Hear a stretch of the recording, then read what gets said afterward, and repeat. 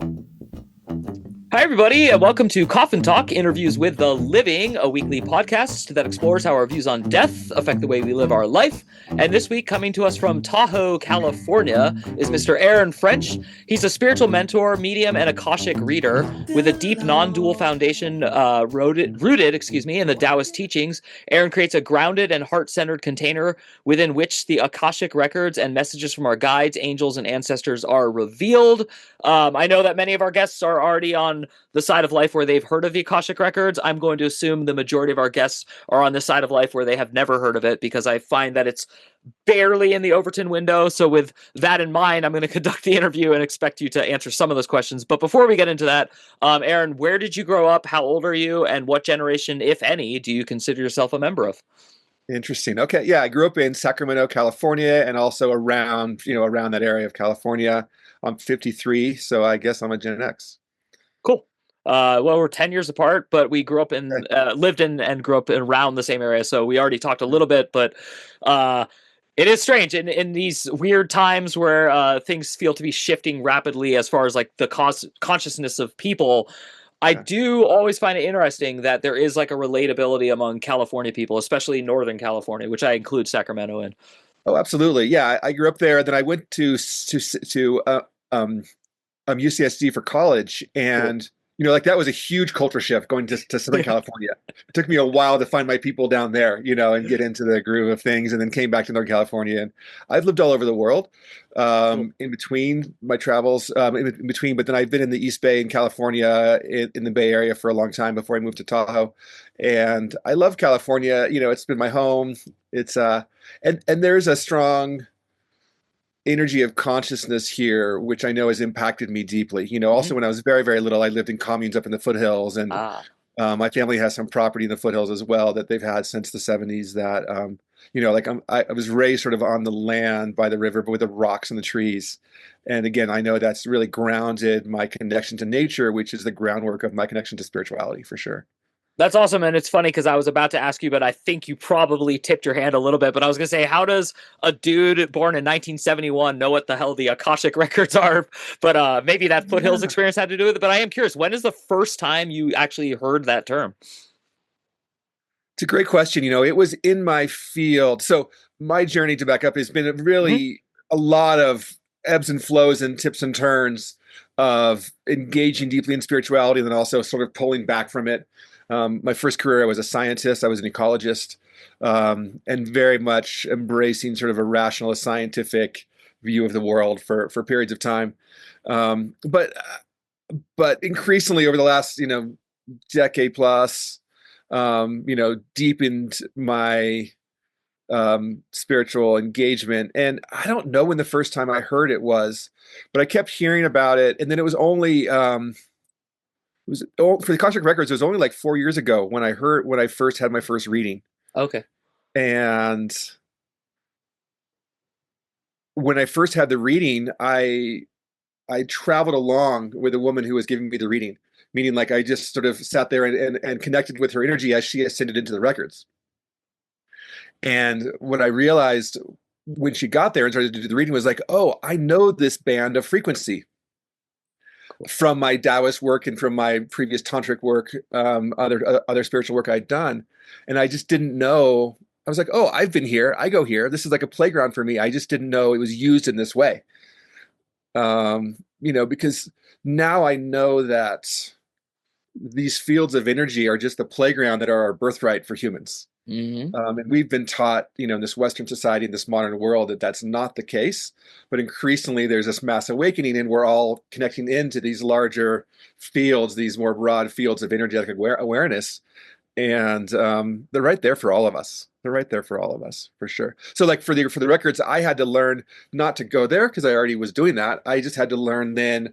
Oh, how do people use this frequency band of information intentionally for ourselves and others? And that was a period of learning to like, oh, with this energy, how do I interface with it? That's awesome. One of the questions I like to ask people like you, and I never ask people who are not like you, you're what I would call dynamic, meaning you've clearly not only are you capable of change, but you're capable of accepting your changes. Okay. So, were you a fixed human, you would believe in only the scientific, rational side of life. You would have remained an ecologist. You would have, even if tempted to learn about these things, you would have put up a giant stiff arm and said, absolutely not. I'm not a woo woo person. Yeah. So I'm always curious when I meet dynamic people like you with the science background. What was it like? Was it embarrassing? Was it weird? Was it awkward? Did your family make fun of you? What kind of pressure did you face? And what advice do you have for younger people who might feel a tickling of that, but are still resistant? I love that question so much because it gets to, that question really is at the heart of maybe decades of my life, honestly, of so I, back in the day, I was an ecologist, and then I realized I wasn't going to continue on that path in academia. And so I pulled out, and then I was sort of lost for a while. I had to work my way through undergrad, and I cooked for a while as a cook and a chef during undergraduate. And so I was like, oh, I can go back to cooking. So I became a chef for a while. And during that time, I actually met a man who became my guru for a time. And I Cool. joined the spiritual community pretty quickly. So I went from being a pretty hardcore scientist. I was open to spiritual ideas a little bit, but still sort of, oh, they're sort of on the edge of my, on the very far periphery of my life. And then I went from that to moving in with a guru and like being full time with the spiritual community. Um, I didn't tell my parents for years. I didn't talk to most of my friends about that part of my life. And the few that I did, I got some really awkward interactions, and I learned that it wasn't safe. That situation, as many of them do. I lived with this man and this whole community for years, and then I realized there was all kinds of nefarious, allegations of abuse, sexually and financially, et cetera, coming from this teacher of mine, and I left the community. Um, and I had some pulling away from spirituality for sure for a time. And then and then spirituality pulled me back. Like this journey has been one of like,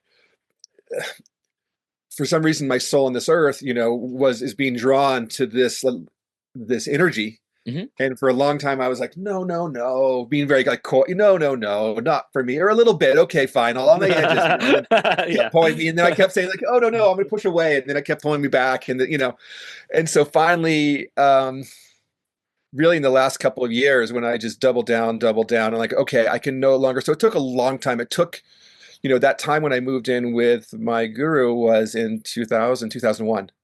During that time, I met him in 2000 and moved in 2001, I believe, approximately.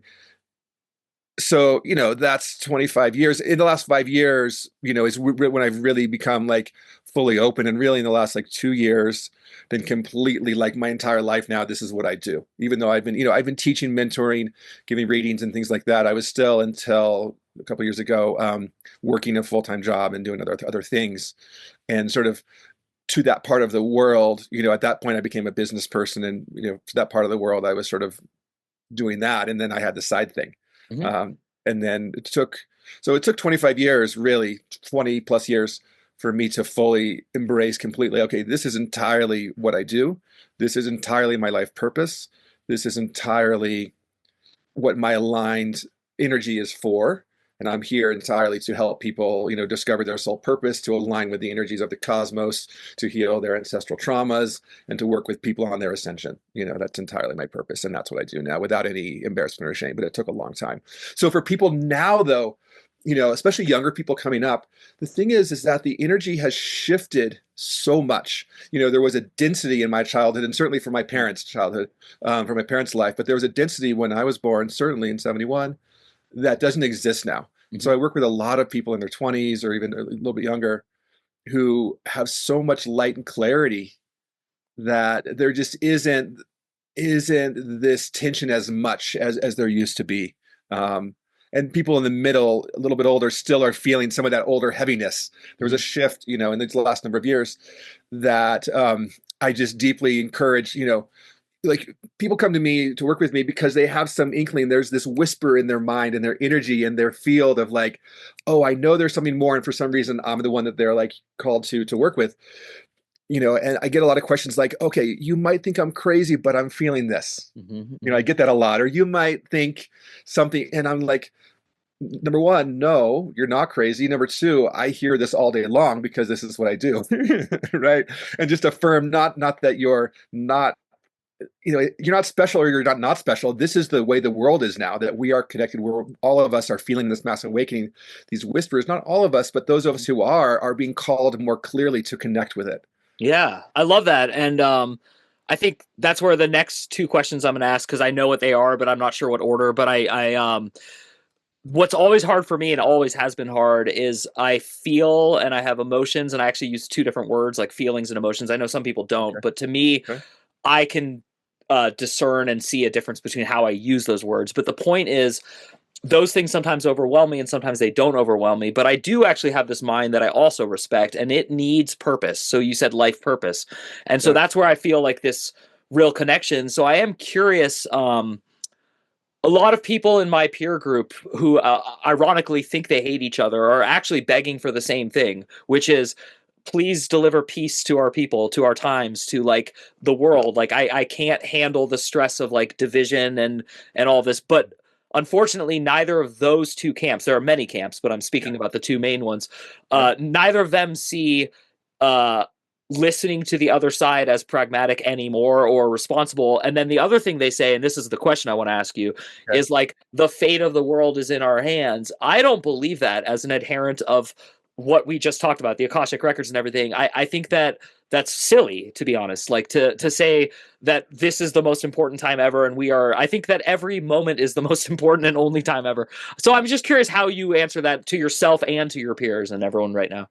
Hey everyone, if you're a fan of the show, please head over to mikeyop.com and click the subscribe button. It's the best way to support us, and it's free. That's MIKEYOPP.com. Thanks. No, I love that so much. I love how you sort of introduced this topic of this division in the world right now and how we relate to it. Because before that, you were talking about the mind and your emotions and feeling. And, one of the core tenets of the spiritual path across traditions, and there's different ways, different traditions talk about this, is the movement from the head to the heart. Mhm. Right? There's movement. So in Taoism, which is a strong influence on me, there's this term that's translated as heart wisdom. And as you Mhm. move into the spirituality and your awareness and awakening, we move away. So the mind is about thoughts and analytical choices, and really beneath that, it's around keeping us safe from danger. Mhm. So Yeah. when you're to be safe from danger, we need to have really clear analytical yeses and nos, and that's great. The mind was never intended by the grand plan to be the primary organ of our like life's purpose and our role in life. That's a modern, in this world, a modern Western sort of overlay that's happened over the last 1,000 or 2 years. It sort of emerged in that way.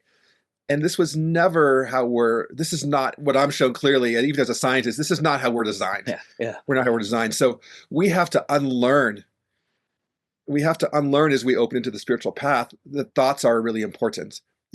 Thoughts are great, but thoughts and and thoughts are where we create this vision. Hmm. And again, the mind is always here to see problems and Uh-huh. to solve them. And if we think that's the most important thing that we do, then when we see a problem of, okay, there's some strife in the world, whatever we believe around that, then we're going to make a good and a bad, and we're going to make that really important. And if we can't solve it immediately, like, okay, here's a car coming, I can move out of the way. Great, that's done. I'm clear. But if we see this grander threat of existential threat, from whichever side, it Mhm. doesn't matter, and we can't solve it right now, we're going to get stuck in that, and we're going to continue to polarize and make this division of blame and externalize our agency as well. This is the thing that Wow. happens. So even just yesterday on Instagram, I was posting, our role right now is to drop down into our path, continue on our personal spiritual growth. And what I'm shown by my guides, the angels and beyond, is that we're here right now actually to have this division because we're here as humans to hold the vastness of what's possible. And what's Ah. possible right now is greater than it's been. The world is many generations, many cycles of ups and downs. And the world, humanity is much older than modern Western science and archaeology beyond admits, by Yeah. vast time, deep time. And so, when you look at the mythology, right, there's our modern mythology. And then even in the old mythology, like in Europe, there's references like to the old gods who are dying out, and then before that, there's references to these older ancient civilizations that existed. And that's true in the Vedic tradition and also in the, Mhm. the Mayans and many others around the globe, of course. So we are in this time of awakening of deep importance. As you say, every time is important. This is a big shift where we are being called up. Mhm. We are being called up. And what I'm showing we're being called up for is not to get into our minds and polarize, but to, with more light, by definition, in this universe that we live in, there's also more darkness. Because Ah. in English, we're so attuned to making a grading of difference and overlay a good and a bad judgment on that. Mhm. We're so attuned, more is better than less. Mhm. And this direction is better than this direction. But nature is profoundly, it's loving, but it's also deeply neutral. So Mhm. difference is not important. In fact, our souls are here on earth to experience the difference. This is what I'm showing, right? Our souls choose earth from all the possibilities of where we can spend our time. Quote, there's no time really, but where we can spend our time because we're so cut off from source here. Uh-huh. And Uh-huh. it is, and actually we're here because of our traumas, because of the difficulties, because of the pain, Mhm. because that shows us as we then connect back to source, whether during our lifetimes or even after we die, that difference is actually an ecstasy for our souls. Ah. Oh, we're so separate. I can see God. I can see the universe. I can see love if I know its absence. But Uh-huh. when we're in this place in between, we're just in source so deeply, we can't actually experience it fully. And so, like Earth, and even our traumas, our pain, all the things that happen to us, is actually like an amusement park of sorts for our souls. That's why we're here. So I've been talking a lot, but yeah, I can No, go no, on. no, this is good. I'll if I need to interrupt you, I will. But I Please, love the please. way you talk, and I think you're making points, not making one point Perfect. as you're Yeah. talking. So So this time is yeah. one of, like I get into my head and I have opinions and I have, and then I have to remind myself even in these last time, I was like, oh, right. I'm getting pulled out of what I know is my purpose, which is to drop into my heart. And in my heart, the Tao says everything just is. Mhm. And, praise and blame are a trap is one Mhm. of the translate, right? Praise and blame are a trap. And true leadership, true wisdom is just to allow things that they are and allow things to unfold and to hold them with awareness. Okay, I love that, and I want to come back to that, but I do want to get to the second question because you alluded to it enough times that Perfect. I'm always in defense of the skeptic because I'm not a skeptic. So I like to explain that to guests sometimes. I am Perfect. the lack of a skeptic. I am actually not gullible, but I'm just a loving, trusting individual who has learned the hard way to not just always do that. But what I'm trying to do when I interview great people like you, and I mean great as in your purpose and your aura, your ambiance, your persona, your presence is very great to me. It's like dedicated to loving and trying your best and admitting when you fail, which you've done several times, and I like that. So, with all that in mind, the most skeptical question I could ask or anyone could ask about the Akashic records is how is it possible that I have free will if everything's predetermined and already there? Like, and so I'm curious Yeah. how you answer that. Yeah. And so right, there's this really beautiful balance of, so if there's no time, which is true, time is a Yeah. construct. Even like I have books on my bookshelf right here from like MIT scientists around time, and one of these books is called like Our Brain is a Time Machine, Mhm. which just shows that our brain has multiple centers which interpret time differently. Like even humans, we construct time in multiple ways ourselves. Mhm. So Yeah. it's just one of the more ways to show, time is not real. So like when I enter the records and when I work with people like with ancestors, for example, like what I do, I just get out of the way, but what I do, air quotes, is just create a deeper cone of now through deep presence, Oh, I love that. right? So through Yeah. deep presence, we just enter a space where the now expands Wow. in multiple directions, Yeah. I've never heard directions. These anyone are all explain it like, this way. This is great. yeah, and Yeah. and so like, ancestors, for example, just to use your example of the future by the past for a second, Yeah. I can bring ancestors into that cone of now Uh-huh. and interact with them. And, they have some fears around, really common, for example, is fears around it's not safe to be spiritual. It's Uh-huh. not safe to be openly spiritual. For generations, our ancestors have been abused, killed, murdered, run out of town for being, spiritual, connected to our divine nature. Hmm. So that's a common one that comes up. So I work with them and just show them through, for the person I'm working with, the loving, open acceptance that's present now. Hmm. And other things might come up specific to that person, and just bring them into the now, and massage the energy so that it's smoothly running and not sort of twisted and tangled in webs. And then all of a sudden, like, those ancestral energies are healed Yeah. because they're Wow. now, we just, right. And then, like, these people can have dramatic change. So that same thing is true for the Akashic records, where, everything is present. So I see it as like a frequency band where, everything, even again, science says that everything, matter and energy are conserved. Everything is here already, Hmm. right? Science says this. So there's nowhere for it to go. Hmm. And if all time is now, then it needs to go somewhere. And so where it goes from our perspective of a human is there's an energy band, a frequency band is how I see it, Hmm. which is this library of all things where, like, all of humanity, all of my lifetimes are there, all my actions. So it's interesting. All my future actions are already there because they're now. Yeah. But then I, like, free will still exists. So when I tune into an individual moment of time, Hmm. I see it, and this is a metaphor for certain, but I see it like these web of, like, strings of energy or flows of energy that are coming out from all of us, thousands of them, forward and backwards. So, my future, my past. Yeah. And I can see, like, probabilities, like, oh, the most of the energy is flowing this way in this river. So Hmm. therefore, this is what's most likely to unfold. However, there are innumerable side channels. Hmm. And at any moment driving the car, any of us could choose to just sort of jerk the wheel and go off the road, Yeah. you know, Yeah. or whatever. We can always choose to go on these, we're probably not going to do that. Hmm. But there are these channels of possibility that are always available to us.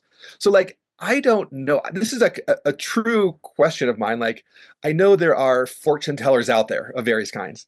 And I always deeply wonder, even, I'm in the records every day and I see the vastness of time and space, and future lives, past lives, all this stuff. And I'm like, how do fortune tellers really work? Like, I don't know. Because I can see probabilities and likelihoods, but I don't know what's going to happen. I have an answer for you because I wrote a book about psychics and I did research. And Yeah, let's in listen my into this. in my limited research, very limited, I interviewed about 50. Well, I didn't interview them. I paid money to see a psychic. I didn't tell them I was interviewing them, and I just went along with their thing. And 53 like psychics later, one was psychic. 52 were not. That is what I was saying. So I will now tell you what she said, which I still to this day believe. All I do is I get in touch with your thoughts and where you're headed and where you're most likely to go. And that's what I do. I just tell you where you're most likely to go based on your own that Yeah. moment reading. So it's 100% correlates to what you just said. Bingo. Yeah, Yeah, and that that's it. just came to me, right. And so I'm really clear with people. Like, people ask me a lot, oh, like, what about my partner?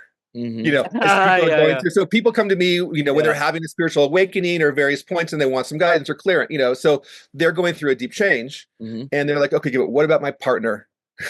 yeah, Are they gonna get with the program or whatever, yeah, right? yeah, Right. And so I do tune in, and I'm really clear. I'm like, okay, I'm tuning into your partner through you. I yeah. have permission from you to tune into your field, which includes your close, your partners, etc. Number one, but I'm not clicking to them directly, so there's some bias there, and I say Hmm. that directly. And then also, like, I'll tell you, like, this is the primary energy that I'm seeing, but there's all kinds of other possibilities. Hmm. And so I do share that with people, but I make sure I give a really clear caveat first around that energy. And so I didn't think we were going to go here, but I want to go here now. I feel like you're a good counsel. Like you could give good advice to the average. I'm going to go ahead and just say American, but I could even Sure. say North American or even Western culture-ian. Yeah, 100%. Um, the number one problem I face when I'm trying to, again, I grew up in California, but I've lived on the East Coast. I have friends in both of the two major camps in the world right now. I have friends who Yeah. hate me for loving X and loving Y, and I'm just like laughed out of both rooms. But I Yeah. don't care. I'm going to continue my life purpose, which is to unite people however I can. So, my question Love for it. you is the number one thing I hear from people is, how am I supposed to love that person without condoning their actions, which are terrible and awful and bad for humanity, and they're Satan? And I always try to tell them you don't have to love these people. When you use the word love, you like not one, Yeah. but specifically Yeah. you. And when you use the word heart, I know what you're referring to and I understand it. So can you help those people understand what we mean when we say like put down your sword, love your enemy? Like does it actually mean like run up to the person who voted for the person you hate and hug them? Like is what is going on with that? Yeah. This is to the core. I think this question for people really gets to the core of the spiritual path and what growth truly is. So um, I'm going to just go back to like Ram Dass here for a second, Oh, and he's my favorite. yeah, and many stories of his, right? But for generations, for years, he would talk about having on his altar pictures of those political people, even Yeah, who yeah. he hated, right? And that was back to Kissinger was the first time I heard those stories back in the day, Nixon and Kissinger, and then up to Trump recently before he passed. And he wasn't a fan of Trump, whatever you believe, it's fine. But he was like, oh, I'm going to have him on my altar as someone that I'm trying to open my heart up to, right next to my guru, right next to Hanuman, and right next to all the other beings and gods and goddesses he connected with it for his highest good and connection during his prayers and meditation. And I hold that as, so it's a directional journey of opening your heart is the point, right? It's a directional journey of opening your heart because in the end, we're all one thing. Yeah, there's some church bells. I'm sorry. Oh, it's cool. No, I don't mind. In Yeah. the end, we're all souls that are one. We're all one. And so for people who are stuck in the polarization, you know, the first guidance is really, from me personally, is to, you know, okay, if someone's polarized and not open at all to the path, then that's fine. Then really my thing is, okay, then I'm just gonna let you be. But for someone who was on the path, who was like, I've had, my first awakenings and I believe this. Um, if there's some awakening, then it's like, okay, it's not about the thoughts. It's about, again, it's about the heart. And the journey itself of awakening from here is to continue to open your heart. And so I just pull them to the extreme of like, okay, if you were going to continue to awaken on the spiritual journey and imagine yourself in some future state as some enlightened, radiant being, and just imagine for them, invoke whatever character, whether it's Christ consciousness or some, some some yogi in the mountains in a cave, whatever image, or some angel, or whatever image you have from your mythology. Imagine yourself as that person, and in Yeah. that space of loving spaciousness, which it brings them into, do you still have any division or hate or care around this person other than just seeing them in this moment? The thoughts around this are just so unimportant on Yeah. the bigger scale. No Yeah. matter how much in the short term you can say, okay, this affects me and I'm impacted. Like I'm impacted by racism, or by people cutting off access to nature, or by whatever things we care about, or by the vaccines or whatever, to just to have both sides to bring in some issues. Yeah. Yeah. Those could affect us personally, but on the bigger picture, we're all just here. Yeah. Yeah. I The love bigger that. picture, we're Yeah. all just here, and the issues will change, and we'll get put in it. And my thoughts don't. I have opinions all the time. A slight digression. Like some Hmm. people, when I was growing up in the spiritual path, I was taught like, oh, as you grow spiritually, you'll quiet the mind. Yeah. Right. And I really think that, I don't know this for sure, I'm not a translator, but I feel like that was a really disservice. I feel like that was a poor translation. This is from many traditions, but of how it really is. My mind's never quieted down. I simply, as I've gone through the path, have learned to sort of metaphorically put my thoughts a little bit aside and know that I'm here. And then Hmm. there's my thoughts. And I don't Yeah. get wrapped up in them. For me, it's like, oh, I put them over here a little bit. It's okay. They're right here. Oh, I have a great brain. Thank you, brain. And then also, like, I'm here. And Yeah. when we do that, we don't have to get caught into the polarization of you bad, me good, or whatever, all those things.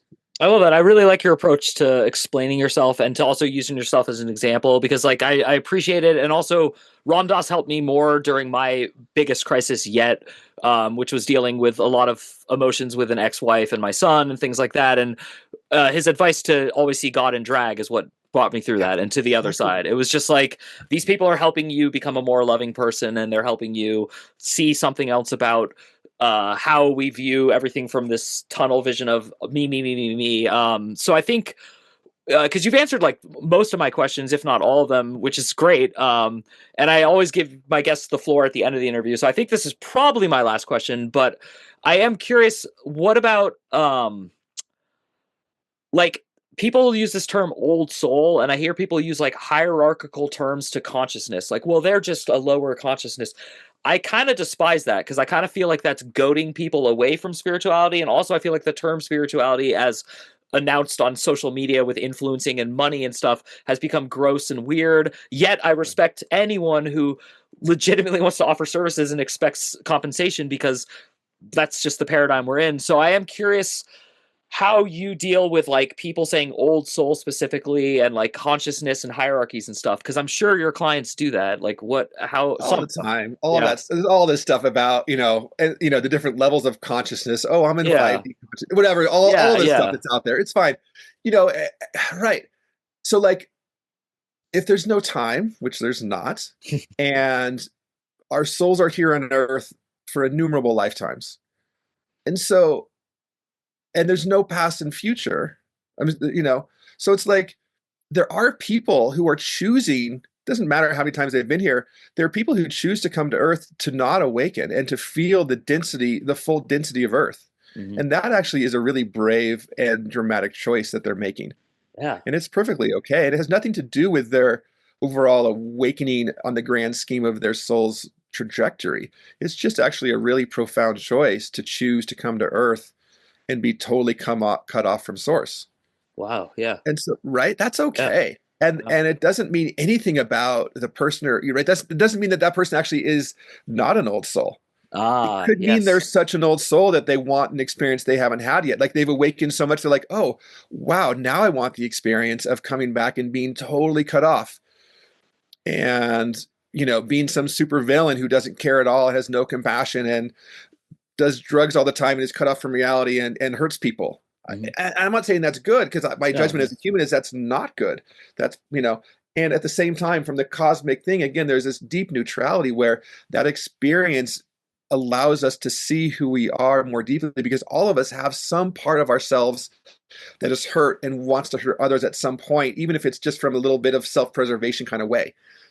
We all have that impulse at some point when we're 5 of lashing out and saying, no, I'm hurting, I'm gonna, you know. And Yeah. so our soul, this is a way that our souls can come here and experience that in a profound way if it's a whole lifetime, right? So it's like, it's fine. Those souls who don't want to awaken right now, or choosing not to awaken right now, like, it's fine. There's no time anyway. There's no hurry.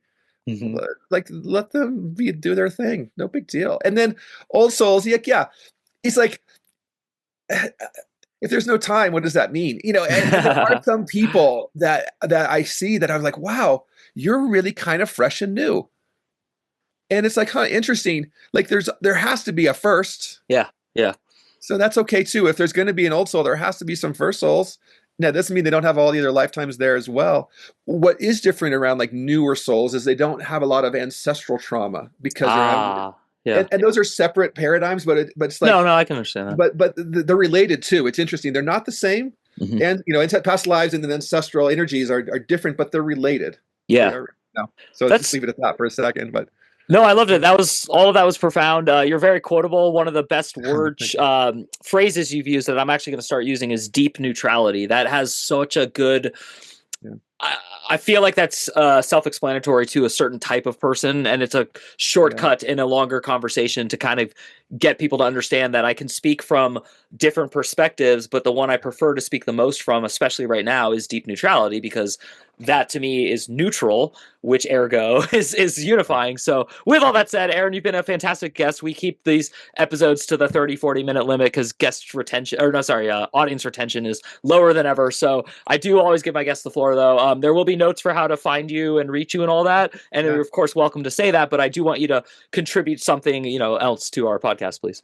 Yeah, sure. I mean, it's a joy, as I've been talking about, like what I love to do with people is just really to guide them on the journey from wherever they are. And that could be through an Akashic reading, it could be through some ancestral healing, or also just when I work with sessions with people, I first ascend into a realm where there's ancestors.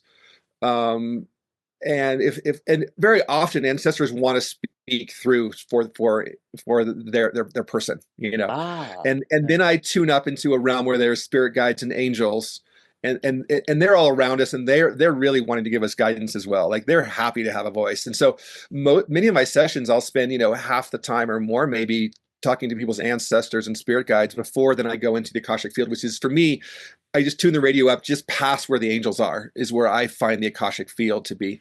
So like my sessions go like that, where I sort of combine ancestral channeling, spirit guide and angel sessions and the Akashic records to sort of unpack whatever crux point people are at right now to help them expand into their most flowing future.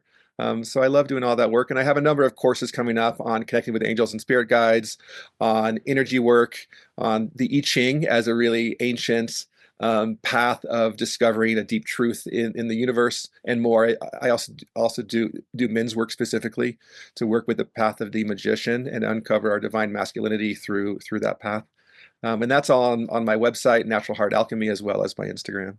Yeah, thank you, Aaron. That was great. I really appreciate you. Thank you, Instantly brother. felt a good heart connection with you. I could tell likewise. So thank you again Yeah. for being a part of my project I never planned on starting, and I have no idea where the hell it's going, but it's called Coffin Talk. You were an excellent A++ guest. So thank you for your time, and thank you for your energy. And to everyone at home, as always, please support our guests. Head over to his website. There will be notes for how to find him. His name is Aaron French, and my name is Mike Oppenheim. You have been listening to or watching Coffin Talk, and we will see you soon.